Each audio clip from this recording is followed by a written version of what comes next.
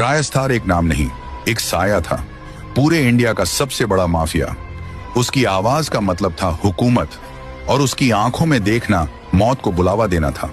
वो जो कहता वही कानून बन जाता।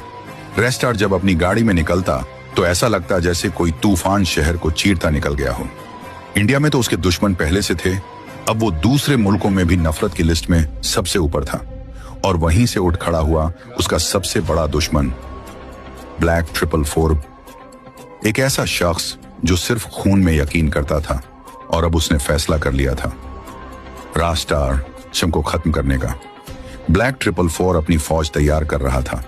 देश विदेश के बड़े बड़े डॉन उसकी गैंग में शामिल हो रहे थे, लेकिन रास्तार नर को हर हरकत की खबर थी। वो कोई आम माफिया नहीं था, वो तो आग से खेलता था। उसने अपने सबसे खास आदमी से कहा, जाओ बारूद ले आओ, बंदूकें भर लो, जंग अब दूर नहीं, इस बार जो लड़ेगा वो या तो जिंदा रहेगा या फिर लेजेंड बन के मरेगा।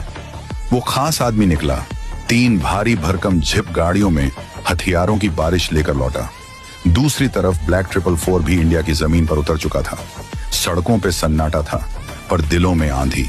फिर आया वो दिन, वो एनब्रिज दरनाइन, जहां फैसला होना था। रायस्टार अपने साथियों के साथ पहुंचा। सामने पहले से खड़े थे ब्लैक 444 के गुंडे, और फिर जंग छिड़ गई। गोलियों की बौछार, बारूद का तूफान, हर तरफ धुआं था, चीखें, आग और सिर्फ एक नाम, रेस्टार।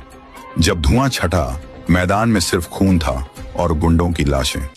रेस्टार आगे बढ़ा, लेकिन तभी सामने खड़ा था ब्लैक 444 अपनी पूरी फौज के साथ। रेस्टार ने आंखें तरेरी, लेकिन तभी फिर से धुआं छा गया, और जब वो धुआं हटा तो रेस्टार की आंखों के सामने एक ऐसा मंजर था जिसने उसके सीने को छलनी कर दिया।